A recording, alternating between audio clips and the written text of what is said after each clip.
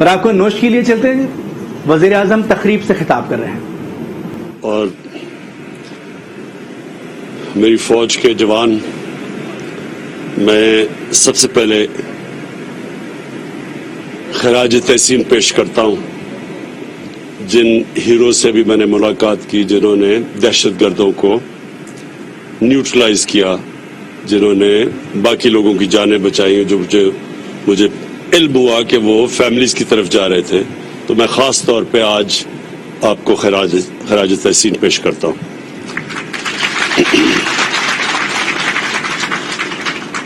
میں آج خاص نوشکی اس لیے آیا ہوں کہ میں اپنی پاکستان کی فوج کے جوانوں کو ایک پیغام دینا چاہتا ہوں کہ ساری قوم آپ کے ساتھ کھڑی ہے. جس طرح کی جو دہشت گردی کی جنگ میں پرفارمنس ہماری فوج نے دی ہے، ہم نے اور بھی دنیا میں دیکھا، افغانستان میں دیکھا کہ کسی فوج نے اس طرح اتنے مشکل حالات میں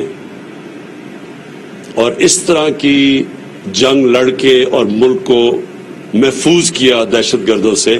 اس کی مثال اور دنیا میں نہیں ملتی جس لیول کی جنگ لڑی گئی.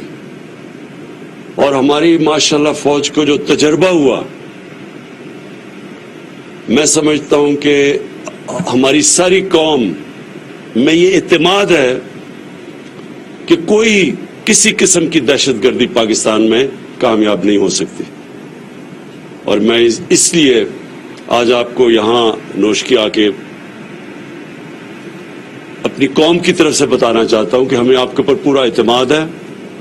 اور جس طرح آپ نے یہ 2003-04 کے بعد جس طرح یہ ملک کو محفوظ رکھا، ہمیں پورا اعتماد ہے کہ ہمارے ملک میں کوئی کسی قسم کی دہشت گردی کوئی نقصان نہیں پہنچا سکتی. میں آج اس لیے بھی آیا ہوں کہ اپنی ایف سی کو میں آج یہ پیغام دوں کہ ہم نے آپ کی اور رینجرز کی تنخواہوں میں 15% ہم نے اب اضافہ کیا.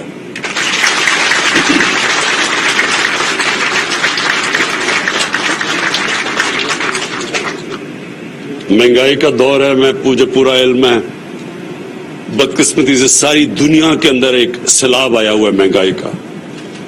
ہمارے ملک تو خیر اتنی ہمارے پاس وسائل نہیں، لیکن امریکہ جیسا ملک، برطانیہ جیسا ملک جو نوٹ پرنٹ کر سکتے ہیں، وہاں 40 سال کے بعد سب سے زیادہ مہنگائی کی لہر آئی ہوئی ہے. برطانیہ میں جو بھی اپنا پاؤنڈ یعنی اپنی کرنسی پرنٹ کر سکتا ہے، وہاں 30 سال کے بعد سب سے بڑا آیا ہوا ہے. تو مجھے پورا احساس ہے کہ ہمارے جو تنخواہ دار طبقہ ہے وہ تکلیف میں ہے. اور میں آپ کو یقین دلاتا ہوں کہ پوری میری کوشش ہے کہ ہم ملک کے معاشی حالات ادھر تک لے جائیں کہ ہم لوگوں کی آمدنی میں اضافہ کر سکیں. کئی چیزیں ہم نہیں کچھ کر سکتے، مثلا اب تیل مہنگا ہو گیا، تیل دگنے سے بھی زیادہ ہو گیا، تو وہ ہم باہر سے منگواتے ہیں. تو اس کا ہم کیا کریں پاکستان کے؟ اگر باہر سے تیل آ رہا ہے اور وہ دگنے سے زیادہ ہو گیا تو اس کی ساری چیزوں پہ اثرات آتے ہیں. تو میں اس لیے کہتا ہوں کہ انشاءاللہ آپ کی جیسے جیسے ہماری آمدنی بڑھتی جائے گی، آپ کی اور بھی ہم اپنے تنخواہ دار طبقے کی اور بھی تنخواہیں بڑھاتے جائیں گے.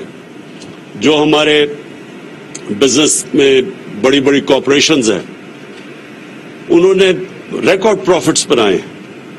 جو ٹاپ 100 کارپوریشنز ہیں، ہم دیکھ رہے تھے، انہوں نے تقریباً 950 ارب روپے کا پروفٹ بنایا ہے، ان کو جو نفع ہوا ہے. تو ان سب سے میں اب درخواست کر رہا ہوں کہ وہ اپنے لوگوں کی، اپنے کام کرنے والے جو تنخواہیں لیتے ہیں، سب کی تنخواہیں بڑھائیں. دوسری چیز، میں یہاں چیف منسٹر بلوچستان بیٹھے ہیں، میں ان کو اشور کرنا چاہتا ہوں کہ کوئی بھی پاکستان کی جو ڈیموکریٹک گورنمنٹ آئی ہے، مجھے احساس ہے کہ تھوڑے فیزز میں کئی دفعہ ملٹری گورنمنٹ نے بلوچستان میں زیادہ کام کیا، لیکن کسی بھی ڈیموکریٹک گورنمنٹ نے اتنا کام نہیں یا اتنے فنڈز بلوچستان میں نہیں لگائے ہوں گے جو ہماری اس حکومت نے لگائے ہیں.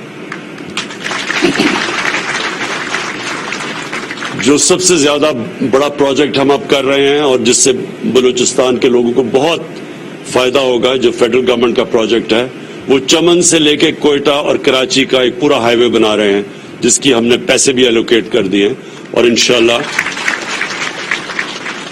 اس سے بلوچستان کے لوگوں کو بہت فائدہ ہوگا. بڑا صوبہ ہے، بڑے بڑے فاصلے ہیں، آبادی کم ہے، اس کے اپنے چیلنجز ہیں، لیکن میں پھر سے آپ کو شور کرتا ہوں کہ جیسے جیسے، اور اللہ کا شکر ہے ریکارڈ ٹیکس کلیکشن ہوئی ہے اس باری اور ہوتی جا رہی ہے، جیسے جیسے ہماری آمدنی بڑھتی جائے گی، بلوچستان کے اوپر اور بلوچستان کے لوگوں کے اوپر ہم خاص طور پہ توجہ دے رہے ہیں، کیونکہ وہ پیچھے رہ گئے ہیں.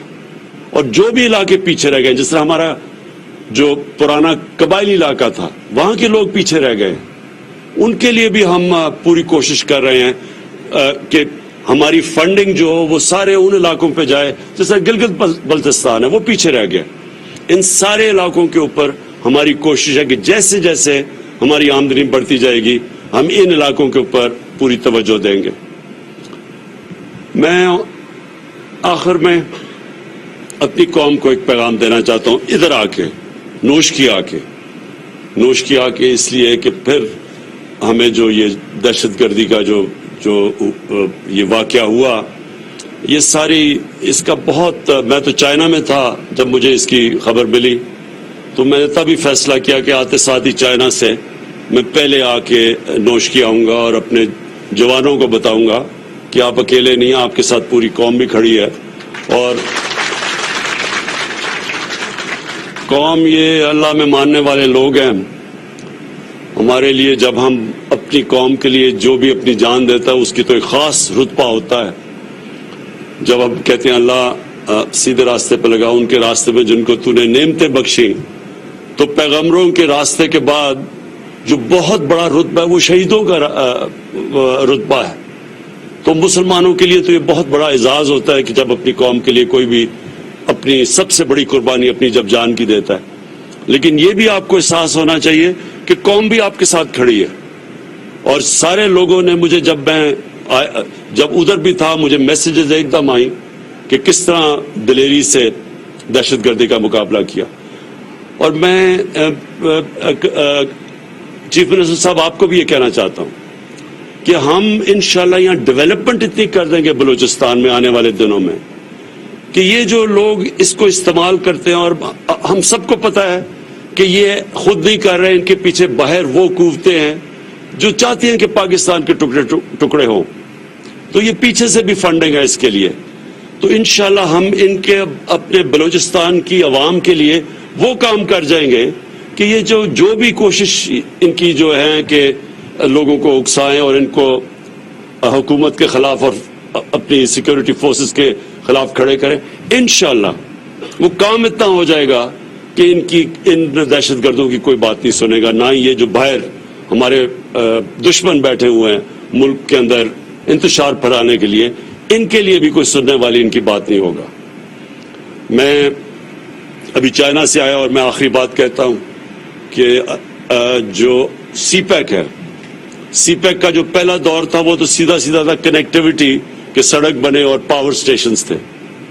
اب جو ہم ان سے سمجھوتا کر کے آئے ہیں، اور اس طرح پریزیڈنٹ شی نے خود اس کے اوپر پوری طرح ہمیں ایشورٹی دی ہے کہ جو اگلا فیز ہے اس میں سب سے زیادہ بلوچستان کو اب فائدہ ہوگا، کیونکہ اب وہ فیز ہے انڈسٹریلائزیشن کا. ملک کی دولت میں اضافہ تب ہوتا ہے جب انڈسٹریلائزیشن ہو. ابھی تک پاکستان میں آج سے 50 سال پہلے جو بڑی تیزی سے انڈسٹریلائز ہو رہا تھا پاکستان، بدقسمتی سے وہ پیچھے رہ گئے، ہم ٹریڈنگ ملک بن گیا. اب جو انڈسٹریلائزیشن کی طرف ہم جا رہے ہیں، اسپیشل اکنامک زونز، اب یہ جو اگلا فیز سی پیک ہے وہ انڈسٹریلائزیشن کا ہے. وہ جو دنیا ٹیکنالوجی کی طرف، انفارمیشن ٹیکنالوجی کی طرف تیزی سے آگے جا رہی ہے، اب وہ انفارمیشن ٹیکنالوجی کا ہے. اور پھر جو چائنا ہماری پوری مدد کر رہا ہے اب زراعت کے اندر، ایگریکلچر کے اندر، اگر جو پروڈکٹیوٹی یعنی جو وہ پیداوار لیتے ہیں اپنے ملک میں अगर हम अब ये सोचें कि वो 2-3 गुना ज्यादा उनकी पैदावार होती है, हम अगर अपनी पैदावार आधी भी बढ़ा, हम उस फेज पे चले गए हैं कि वो अब हम सीपेक जो फेज 2 है, इसमें technology transfer, information technology, industrialisation और सबसे बड़ी बात जो ज़राअत जिसके ऊपर हमारा अक्सरियत हमारे मुल्क रहती है, तो अब इसके ऊपर हम इसकी प्रोडक्टिविटी बढ़ाने के लिए अब हमारे वो सीपेक फेज 2 के ऊपर हम चले गए। मैं फिर से अपने जवानों को आपकी जो दिलेरी है, जो मेरे वो 4 हीरो खड़े हुए हैं, उनको अपनी सारी कौम की तरफ से फिर से खराज तहसीन पेश करता हूँ।